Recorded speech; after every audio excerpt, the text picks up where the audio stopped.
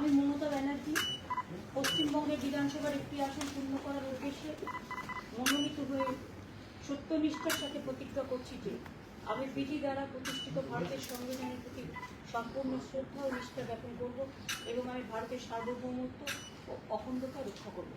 মমতা ব্যানার্জি।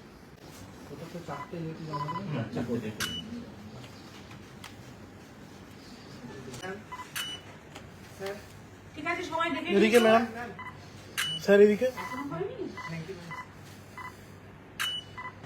আপনাদের সকলকে বলি, আমি 365 দিনই এখানে থাকি। আমার ধর্ম, কর্ম, বর্ণ, আন্দোলন সবকিছুই ভবানীপুরকে ঘিরে। আমি ছোট্টবেলা থেকে এখানেই আছি, এখানেই থাকি, এখান থেকেই আমার সবকিছু। এবং তাই ভবানীপুরের মানুষদের আমার ধন্যবাদ, আমার নমস্কার, আমার সালাম, আমার জয় জিনেন্দ্র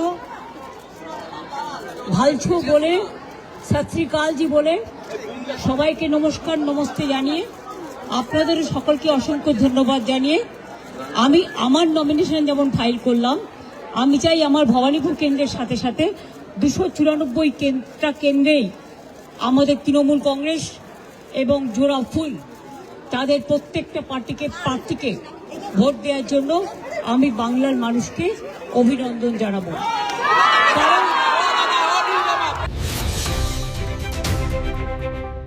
Vision News 29